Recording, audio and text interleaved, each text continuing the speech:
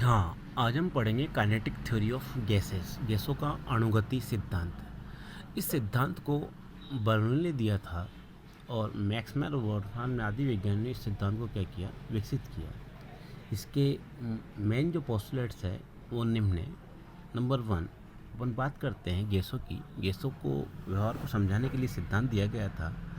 तो सबसे पहले कहा गया कि जो गैस होती है वो अत्यंत सूक्ष्म कणों से मिलकर बनी होती है और इन कणों को अपन क्या कहते हैं, अणु होते हैं। यानी कि गैसें जो हैं बहुत अत्यंत सूक्ष्म कणों से मिलकर बनी होती है, जिसे क्या कहते हैं, अणु कहते हैं।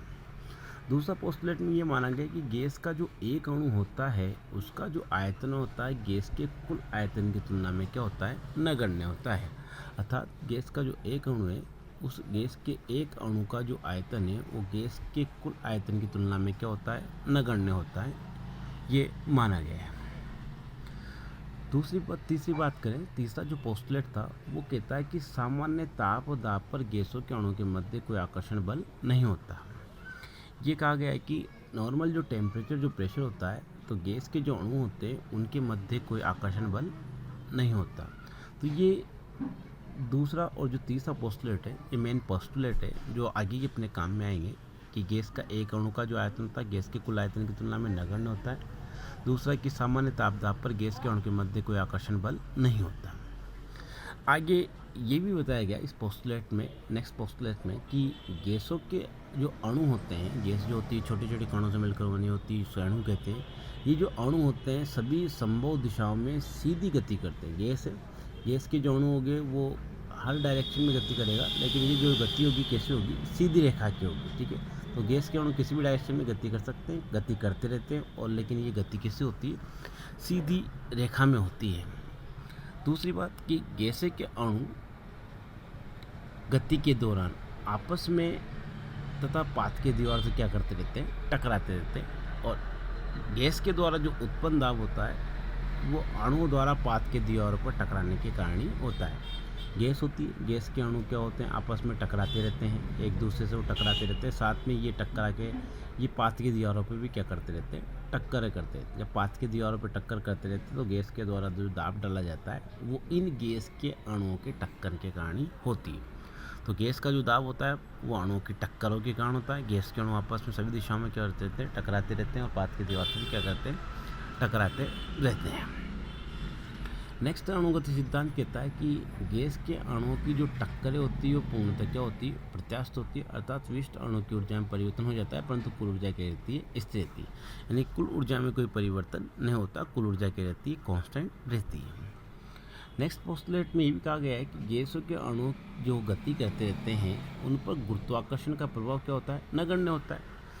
अगर गैस के अणुओं पर गुरुत्वाकर्षण का प्रभाव होता तो गैस के अणु पास पास आकर क्या हो जाते हैं, एक साथ नीचे बैठ जाते हैं और वो गैस का अस्तित्व समाप्त हो जाता है। इसलिए कहा गया कि गैस के अणुओं पर गुरुत्वाकर्षण का प्रभाव क्या होता है, नगण्य होता है। नेक्स्ट लास्ट पोस्टुलेट में कहा गया है कि गैसों के अणुओं की जो औसत गतिज ऊर्जा होती है वो परमताप की क्या होती है, समानुपाती होती है। बड़ा महत्वपूर्ण पोस्टुलेट है। ये बताया गया कि गैसों के अणुओं की जो औसत गतिज ऊर्जा होती है वो परमताप की क्या होती है, समानुपाती होती है। यदि ताप बड़ा होगी तो गैसों के अणु की औसत गतिज ऊर्जा क्या होगी, बढ़ेगी। तो ये अपने पास मेन पोस्टुलेट्स है। ठीक है, तो गैसों के व्यवहार को समझाने के लिए ये काइनेटिक थ्योरी ऑफ गैसेस दिया गया। नेक्स्ट अब बात करते हैं अपन इस अणुगति सिद्धांत के आधार पर गैसों के लिए एक समीकरण भी अपन व्युत्पन्न करते हैं जिसको अपन कहते हैं kinetic equation of the gases. इसको कैसे हम डिराइव करते हैं, तो हम देखते हैं कि एक पात्र है और उस पात्र में एल लंबाई वाला घनाकृतिक पात्र है जिसमें कोई गैस क्या है, भरी हुई है। इस पात्र में जो गैस है उनमें गैस के अणु जो है वो एन अणु उपस्थित है तथा प्रत्येक अणु का द्रव्यमान क्या है, एम है। ठीक है, एक घनाकार ये पात्र है, इसमें गैस भरी हुई, गैस के अणु की संख्या एन है, प्रत्येक अणु का द्रव्यमान क्या है, स्मॉल एम है। बात करें तो सभी अणुओं को एक वेग से विचरण करता हुआ माना जाए तो वह वेग वर्ग माध्य मूल क्या होता है, कहलाता है। माना कि गैस के अणुओं का जो वर्ग माध्य मूल क्या है, वेग सी है। ठीक है, वर्ग अणु है, वो अणु गति कर रहा है और उस अणु का वर्ग माध्य मूल वेग कितना है, सी है। एक अणु की बात करते हैं तो एक अणु पर ध्यान केंद्रित कर उसका वर्ग माध्य मूल जो वेग होगा सी, वो तीनों अक्षों के समांतर जो तीन अक्षी जो होती है एक्स वाई जेड, उनके तीनों घटकों में उसको क्या कर सकते हैं अपन वियोजित कर सकते हैं। माना कि ये तीन घटक कौन कौन से, एक्स वाई जेड, माना मीन्स कि जो वर्ग माध्य मूल जो वेग होगा वो तीनों अक्षों के घटकों का क्या होगा, योग होगा। तो एक्स अक्ष के अनुदिश जो वर्ग माध्य मूल होगा वो एक्स स्क्वायर, वाई अक्ष के अकॉर्डिंग वाई स्क्वायर ले लिया अपन ने, जेड अक्ष के अकॉर्डिंग जेड स्क्वायर वर्ग माध्य मूल वेग का घटक ले लिया। तो तीनों घटकों का जो योग होगा वही वर्ग माध्य मूल वेग के क्या होगा, बराबर होगा। ठीक है, अब ये हमने एक पात्र लिया है, ये घनाकार पात्र है, और इस घनाकार जो पात्र है इसकी एक साइड एन है और एक साइड क्या है, एम है, और इसकी लंबाई कितनी है, ए स्मॉल एल है। अब बात करें कि कोई एक अणु है, उस अणु का वेग घटक x द्वारा पात्र की दीवार क्या करता है, m से वो टकराता है। ये अणु है और ये अणु x वेग घटक के द्वारा पात्र की दीवार m से क्या होगा, टकराता है। तो m दीवार जो होगा उसको टकराने से पूरा अणु का समय कितना होगा, mx होगा, द्रव्यमान गुणा वेग, जो कि क्या हो गया अपने पास mx हो गया। और m दीवार से टकराने के पश्चात अणु का समय क्या होगा, माइनस mx होगा, क्योंकि टक्कर क्या होती है, पूर्णतः प्रत्यास्थ, एनर्जी में कोई चेंज नहीं होता, डायरेक्शन केवल अपन ने चेंज की मानेंगे। तो एक कह सकते हैं अपन कि एक टक्कर के पश्चात संवेग में जो परिवर्तन होगा कितना होगा, 2mx होगा। ठीक है, अपन ने बात की एक अणु है और वो अणु क्या कर रहा है, गति कर रहा है x वेग घटक से और पात्र की दीवार m से टकराता है। टकराने के पश्चात संवेग में जो परिवर्तन होगा कितना होगा, 2mx होगा।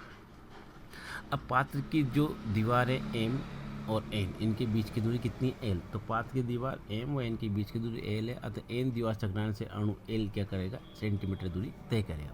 तो एक सेकंड में होने वाली टक्करों की संख्या कितनी होगी, x/l। ठीक है, एक टक्कर में संवेग में परिवर्तन तो कितना होगा, 2mx, और एक सेकंड में होने टक्करों की संख्या कितनी होगी, x/l। बात करें अपन तो चूँकि एक टक्कर में होने वाला संवेग में परिवर्तन 2mx होगा और एक सेकंड में होने वाली टक्कर संख्या कितनी होगी, xl होगी, तो हम कह सकते हैं प्रति सेकंड संवेग में परिवर्तन कितना होगा, 2mx इंटू x/l।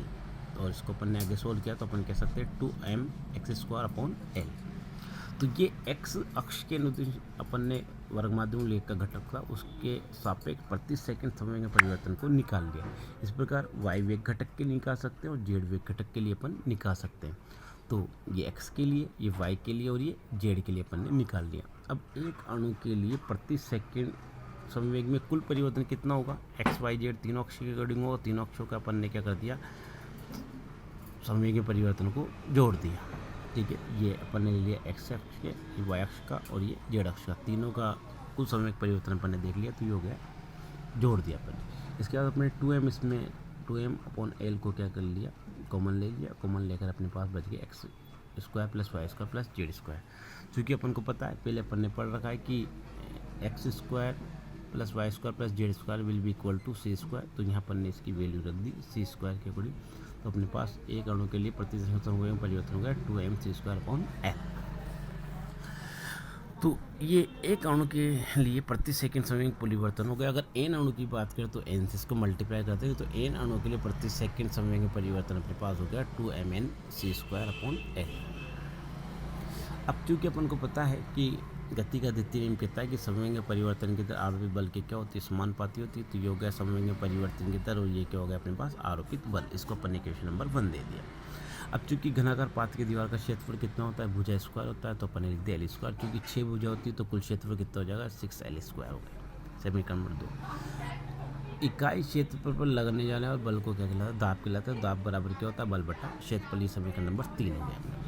समीकरण 1 व 2 से समीकरण 3 में मान रखते हैं अपन।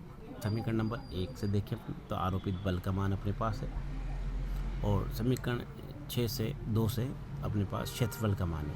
तो बल और क्षेत्रफल दोनों का मान रख दें समीकरण 1 2 से, तो समीकरण 3 में तो अपने पास हो गया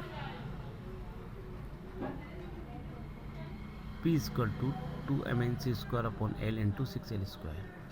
तो P = 2mnc²/6l³। तो P = mnc²/3l³ हो गया अपने पास। 2 से 6 को अपन ने काट दिया तो अपने पास हो गया 1/3। तो P = अपने पास हो गया mnc²/3v, और 3v क्योंकि l² will be equal to volume रख सकते हैं अपन। तो यहाँ पर ने l² की वैल्यू रख दी वॉल्यूम, तो 3v हो गया। pv को उधर ले गए तो अपने पास काइनेटिक इक्वेशन बन गई, pv = 1/3 mnc²। ये उपरोक्त समीकरण जो है गैसों की क्या कहलाती है, अणुगति समीकरण कहलाती है। P V equal to 1/3 mn/c²।